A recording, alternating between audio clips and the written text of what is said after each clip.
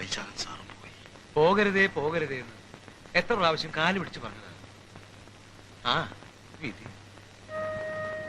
അല്ലാണ്ട് എന്തു പറയാനാ? ഒരു കണക്കിന് നന്നായി. ഇന്നോ നാളെയോ ഒന്ന് ചിന്തിച്ച് ചിന്തിച്ച് വേദനിക്കുന്നതിനേക്കാ നല്ലത്. നിങ്ങൾ എന്താ ഈ പറയുന്നത്? നമുക്കൊരു രക്ഷയില്ലേ? 48 മണിക്കൂർ കഴിഞ്ഞു. ഇതുവരെ വരാത്ത രക്ഷ ഇനി എപ്പ വരാനാ?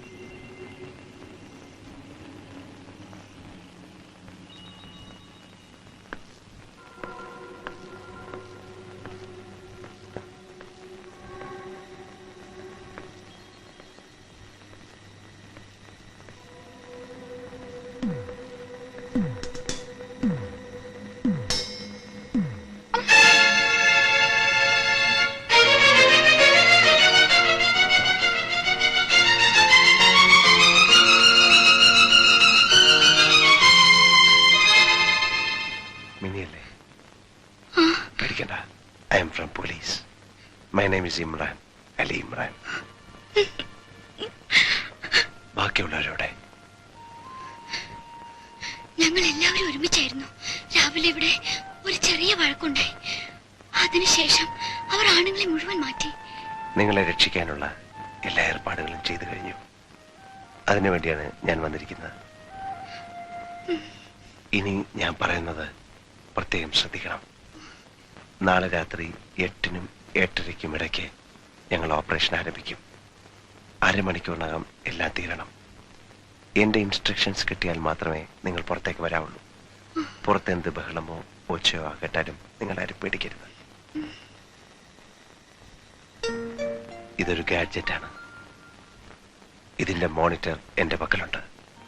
1 കിലോമീറ്റർ വരെ ഇതിന്റെ സിഗ്നൽ എനിക്ക് കിട്ടും. ഇത് മിനിയുടെ കഴുത്തിൽ കിടന്നാൽ ആരും സംശയിക്കില്ല. All the best. നാളെ രാത്രി 8-നും 8:30-ക്കും ഇടയ്ക്ക് നമുക്ക് മീറ്റ് ചെയ്യാം.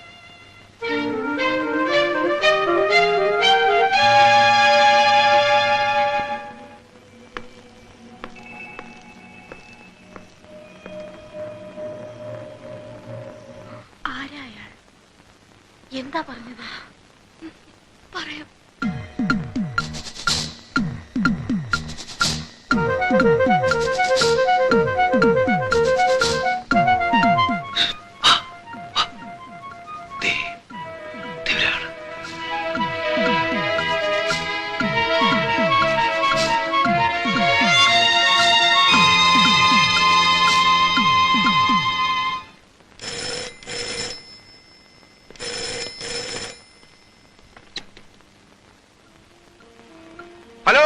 സമയം തീരാൻ 2 മണിക്കൂർ കൂടി ബാക്കിയുണ്ട്. എന്ത് തീരുമാനിച്ചു? Hello Charles. എന്താ ഉത്തരം മുട്ടിയോ? അതോ പുതിയ നുണയൊന്നും സ്റ്റോക്കില്ലേ? അവരിൽ ഒരാളുടെ എണ്ണം കൂടി കുറഞ്ഞിരിക്കുന്നു. ഡെഡ് ബോഡി സ്പോട്ടിലുണ്ട്. അടുത്തത് നാളെ പ്രതീക്ഷിക്കാം. ഞാൻ വെളുപ്പിന് കൃത്യം 5 മണിക്ക് വിളിക്കും. അതിനുള്ളിൽ മറുപടി പറഞ്ഞില്ലെങ്കിൽ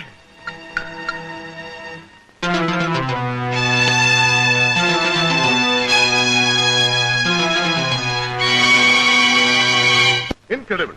ഞാൻ ഭയപ്പെട്ടതുപോലെ തന്നെ സംഭവിച്ചു. ഇപ്പോഴെങ്കിലും നമ്മളത് മനസ്സിലാക്കിയില്ലെങ്കിൽ, പഠിച്ചില്ലെങ്കിൽ ഇനിയും ഇത് സംഭവിക്കും. ഒരു കേന്ദ്രമന്ത്രി അടക്കം 10-15 പേരുടെ ജീവനേക്കാൾ പ്രിയം ഒരു വമ്പന്റെ മെയ്മിടുക്കും അഭ്യാസവും കാണാൻ വേദിയൊരുക്കുക എന്നുള്ളതാണെങ്കിൽ, വെൽ, പിന്നെ എനിക്കൊന്നും പറയാനില്ല. അതിന്റെ ഉത്തരവാദിത്വം ഏറ്റെടുക്കാൻ ഞാൻ തയ്യാറുമല്ല. ഇമ്രാനെ വിളിച്ചു വരുത്തിയത് ഏകപക്ഷീയമായിട്ടല്ല, നമ്മുടെ എല്ലാവരുടെയും കൂട്ടായ തീരുമാനത്തിന്റെ അടിസ്ഥാനത്തിലാണ്. So what? അയാളെ കൊണ്ട് സാധിക്കുമെന്ന് ഞാൻ ഒരിക്കലും വിശ്വസിച്ചിട്ടില്ല. ട്രെയിനിങ്ങും അച്ചടക്കവുമുള്ള നമ്മുടെ ഫോഴ്സിന് സാധിക്കാത്തത് ഒരൊറ്റയാന് സാധിക്കുമെന്ന് കരുതിയത് തന്നെ അബദ്ധം, മഹാബദ്ധം. അതും സർവീസിൽ നിന്നും പിരിഞ്ഞുപോയ ഒരു ധിക്കാരി. Sir, I am suppose to be the head of the police force in the state. അത് നിങ്ങൾ വിശ്വസിക്കുന്നെങ്കിൽ എന്റെ അഭിപ്രായത്തെ മാനിക്കണം. ഇനി ഇത് നമ്മുടെ പരാജയമാണെങ്കിൽ പോലും ആ നിരപരാധികൾക്ക് വേണ്ടി ഒരു രക്തച്ചൊരിച്ചിൽ ഒഴിവാക്കാൻ ചാൾസുമായി നെഗോഷിയേറ്റ് ചെയ്യുകയായിരിക്കും നല്ലത്. ഹോം സെക്രട്ടറി എന്ത് പറയുന്നു? ഇമ്രാൻ അവരെ രക്ഷപ്പെടുത്തുന്ന ഉറപ്പില്ലെങ്കിൽ മിസ്റ്റർ മാത്യൂസ് പറഞ്ഞ പോലെ മിസ്റ്റർ മേനോൻ എന്ത് പറയുന്നു? മാത്യു സാർ പറയുന്നതിൽ എന്തൊക്കെ ന്യായങ്ങൾ ഉണ്ടായിരുന്നാലും എനിക്കതിനോട് യോജിക്കാനാവില്ല. പിന്നെ നമ്മളൊരാളെ ഒരു ജോലി ഏൽപ്പിച്ചു. അയാൾ ഒരു തീരുമാനത്തിൽ എത്തുന്നതിന് മുമ്പ് ഈ കുപ്പായം ഇട്ടുകൊണ്ട് സ്വന്തം താല്പര്യങ്ങളെ സംരക്ഷിക്കാൻ മറ്റുള്ളവരെ കരുവാക്കുന്നത് ഇതുപോലൊരു സാഹചര്യത്തിലല്ല. ക്ഷമിക്കണം സർ, നിങ്ങൾ കുറെ നേരമായല്ലോ നിന്ന് പ്രസംഗിക്കുന്നു. ഈ കുപ്പായത്തിന്റെ വില നിങ്ങളെ പോലെ തന്നെ എനിക്കും അറിയാം. എന്ത് സ്വാർത്ഥതയാണ് ഞാൻ കാണിച്ചത്? അതെ, മേനോൻ തന്നെ. കുറെ നേരമായി ഞാനിത് സഹിക്കുന്നു. എനിക്കെന്താ സ്വന്തം താല്പര്യം? എനിക്കത് അറിയണം. മിസ്റ്റർ മേനോൻ, താമ്പോടോ, നിങ്ങൾ പറ, എനിക്കെന്താ സ്വന്തം താല്പര്യം? ഞാൻ പറയണം. പറയണം. മനസ്സില്ലെങ്കിൽ മനസ്സുണ്ടാവണം. മിസ്റ്റർ മേനോൻ, ഒരാളെ കുറിച്ച് ഇല്ലാത്ത ആരോപണം പറയുമ്പോ will you stop it? I said stop it. Mister Mathews വരണം. വരണം.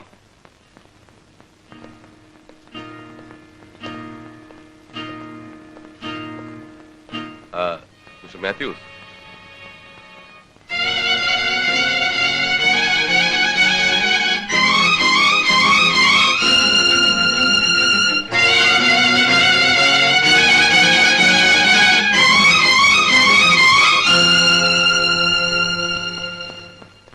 നാളെ പുലർച്ചെ 5 മണിക്ക് വിളിക്കുമെന്നല്ലേ ചാൾസ് പറഞ്ഞിരിക്കുന്നത്? അതെ സർ. മിസ്റ്റർ ഇമ്രാൻ ഇപ്പൊ എവിടെയുണ്ട്? പാലസിനെ കുറിച്ച് കൂടുതൽ അറിയാൻ വേണ്ടി ആ പാലസുമായി ബന്ധപ്പെട്ട ഒരു തമ്പുരാനെ കാണാൻ പോകുന്നുവെന്നാണ് അയാൾ എന്നെ അവസാനമായി കണ്ടപ്പോൾ പറഞ്ഞത്. അതിനുശേഷം എന്ത് സംഭവിച്ചു എന്ന് എനിക്കറിയില്ല സർ. പക്ഷെ അയാൾ നമ്മളുമായി ബന്ധപ്പെടും, എത്ര ലേറ്റ് ആയാലും. അയാൾ ബന്ധപ്പെടട്ടെ, ബന്ധപ്പെടാതിരിക്കട്ടെ. പുലർച്ചെ 5 മണി വരെ അയാൾക്ക് സമയമുണ്ട്. അതിനുള്ളിൽ അയാളുടെ ജോലി അയാൾ ഭംഗിയായി നിർവഹിക്കുകയാണെങ്കിൽ നല്ലത്. പക്ഷേ അതിനു മുമ്പ് അയാൾ നമ്മളെ ബോധ്യപ്പെടുത്തണം അയാൾ എന്താ ചെയ്യാൻ പോകുന്നതെന്ന്. ഉച്ചയ്ക്ക് അയാൾ എന്നോട് പറഞ്ഞത് നാളെ രാത്രി 12 മണിക്ക് മുമ്പ് തടവുകാരെ മോചിപ്പിക്കാമെന്നാണ്. No, the deadline is 5 o'clock morning, not a minute more. അതിനുള്ളിൽ അയാൾക്ക് അത് സാധിച്ചില്ലെങ്കിൽ അയാൾക്ക് പിൻവാങ്ങാം. ഇതാണ് എന്റെ തീരുമാനം. ഇതിനൊരു മാറ്റവുമില്ല.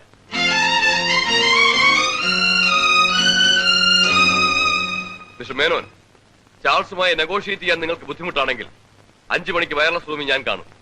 I will deal it.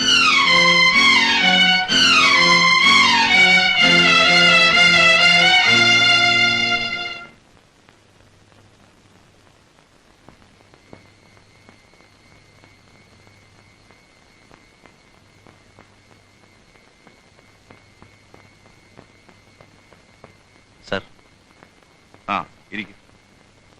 ഞാൻ സാറിനെ ഓഫീസിൽ തിരക്കി ഗസ്റ്റ് ഹൗസിൽ അന്വേഷിച്ചു. അവിടെ എങ്ങും കണ്ടില്ല. അതാ ഇങ്ങോട്ട് വന്നത്. എല്ലാ ഒരുക്കങ്ങളും ചെയ്തു കഴിഞ്ഞു. ഞാൻ പാലസിനകത്ത് കയറി അവരെ കണ്ടു. നാളെ രാത്രി 8-നും 8:30-ക്കും ഇടയ്ക്ക് അവരെ രക്ഷപ്പെടുത്താൻ എത്തുമെന്ന് ഉറപ്പ് കൊടുത്തിട്ടുണ്ട്. അവർ തയ്യാറായിരിക്കും. സാറെന്താ ഒന്നും മിണ്ടാത്തത്? ചാൾസ് തന്ന അൾട്ടിമേറ്റം നാളെ രാവിലെ 5 മണി വരെയാണ്. അതിനുള്ളിൽ എന്തെങ്കിലും നടന്നില്ലെങ്കിൽ അയാളുമായി നെഗോഷിയേറ്റ് ചെയ്യാൻ ഗവൺമെന്റ് തീരുമാനിച്ചിരിക്കും. പെട്ടെന്ന് ഇങ്ങനെ ഒരു മാറ്റം ഉണ്ടാകാൻ കാരണം? ഒരാൾ കൂടി മരിച്ചു. നാളെ രാവിലെ 5 മണിക്കുള്ളിൽ എന്തെങ്കിലും നടന്നില്ലെങ്കിൽ ഇമ്രാൻ, ഒരു കൂട്ടക്കൊല ഒഴിവാക്കാനുള്ള ചുമതല ഗവൺമെന്റിനുണ്ട്. അതുകൊണ്ട് നോ സർ, നിങ്ങൾക്ക് തെറ്റുപറ്റി. റാം സിംഗിന്റെയും ബാലകൃഷ്ണന്റെയും ഇപ്പോൾ വൈശാഖിന്റെയും മരണം തങ്ങളുടെ ഭീകരത കൂട്ടാൻ വേണ്ടിയോ ഭീഷണിപ്പെടുത്താൻ വേണ്ടിയോ ചാൾസ് കരുതിക്കൂട്ടി ചെയ്തതല്ല. റാം സിംഗ് എതിർക്കാൻ ശ്രമിച്ചപ്പോഴും ബാലകൃഷ്ണനും വൈശാഖനും അവിടെ നിന്ന് രക്ഷപ്പെടാൻ ശ്രമിച്ചപ്പോഴുമാണ് കൊല്ലപ്പെട്ടത്. വൈശാഖന്റെ മരണത്തിന് ഞാൻ ദൃക്സാക്ഷിയാണ്. ഇനി ഞാൻ പറയുന്നത് സാർ വിശ്വസിക്കേണ്ട. അല്പം കോമൺ സെൻസ് ഉപയോഗിച്ച് ചിന്തിച്ചാൽ മനസ്സിലാക്കും. രാത്രി 10 മണി വരെ അൾട്ടിമേറ്റം തന്ന ചാൾസ് 7 മണിക്ക് ഒരാളെ കൊല്ലുമോ? അതുകൊണ്ട് അയാളുടെ ഒരു ചാൻസ് കുറയുകയല്ലേ? സോ ഇറ്റ്സ് എവിഡന്റ് വൈശാഖന്റെ മരണത്തെ അയാൾ മുതലെടുത്തതാണ്. നിങ്ങൾ ആ ഭീഷണിക്ക് വഴങ്ങി. സാർ, ഞാൻ പറയുന്നത് വിശ്വസിക്കേ.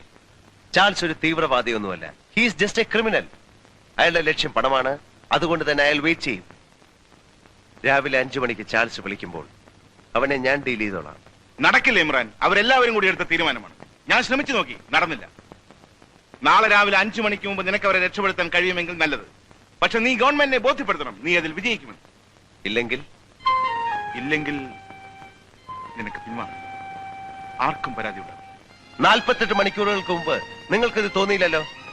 എന്റെ സഹോദരിയുടെ വിവാഹം പോലും ഉപേക്ഷിച്ചിട്ട് വന്ന എന്റെ ആത്മാർത്ഥതയെ അഭിനന്ദിച്ചില്ലെങ്കിലും അപമാനിക്കരുത് സാർ. സാർ, എന്റെ ഉമ്മ പറഞ്ഞിട്ടുണ്ട് എനിക്കൊരു ബാപ്പേ ഉള്ളൂ എന്ന്.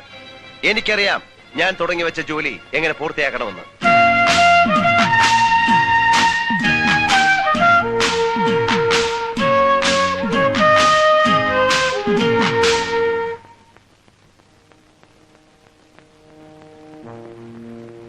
തനിക്ക് ശത്രുക്കൾ ആരെങ്കിലും ഉണ്ടോ? അവിചാരിതമായി ഉണ്ടായ ഈ സംഭവം ഭാഗ്യമായി കരുതുന്നവർ? തന്നോട് ഒരു താല്പര്യമില്ലാത്ത പോലെയാണല്ലോ ഗവൺമെന്റ് നിലപാട്. എനിക്കറിയില്ല. താൻ അറിയും. നാളെ രാവിലെ അവരോട് ഫോണിൽ പറയുമ്പോൾ. എന്ത് പറയുമ്പോ? എന്റെ ഡിമാൻഡ്സ് അംഗീകരിക്കാൻ. ഇല്ലെങ്കിൽ റീത്തുമായി പിന്നെ അവർ വന്നാൽ മതി സ്വീകരിക്കാൻ. റീത്തുമായി അവർ വരേണ്ടി വരും. എന്നാലും തന്റെ ഭീഷണിക്കാൻ വഴങ്ങില്ല. Take him out.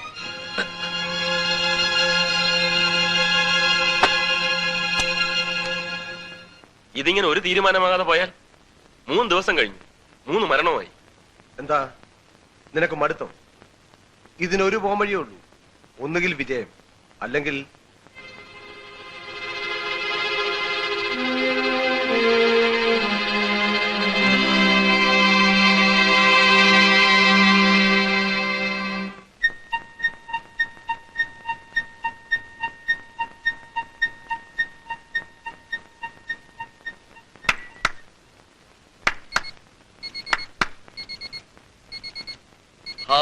ആശ്വാസമായി.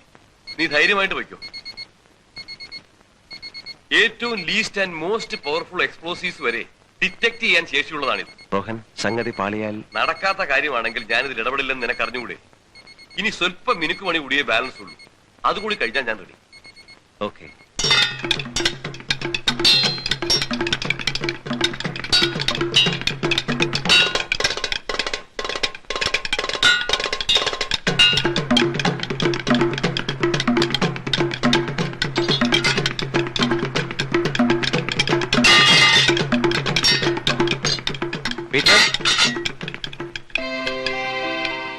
ഹലോ, എന്താ ഇവിടെ?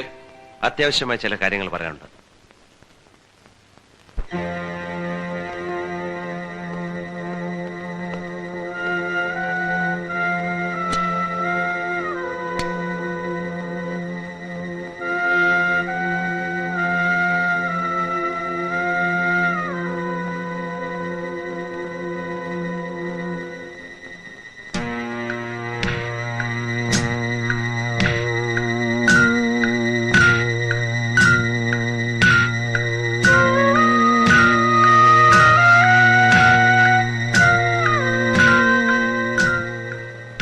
വരൂ.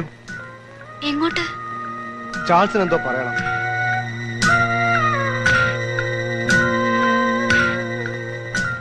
എങ്കിൽ ഞാൻ കൂടി വരാം മോളെ. നോ, മിനി തനിയെ വരാനാ പറഞ്ഞത്. ഞാൻ പോയിട്ട് വരാം.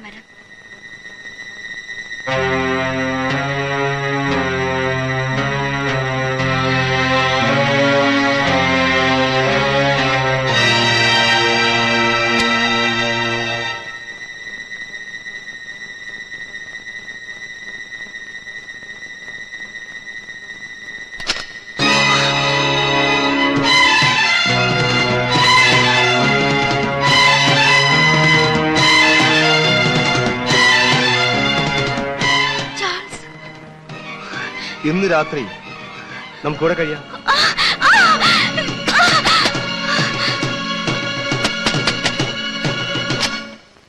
എന്താടാ?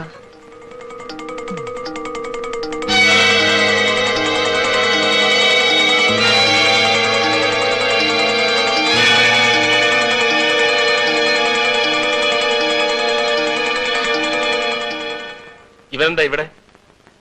ആവശ്യമുണ്ട്. നീ ആരാ ചോദിക്കാൻ? പോയിക്കോളൂ.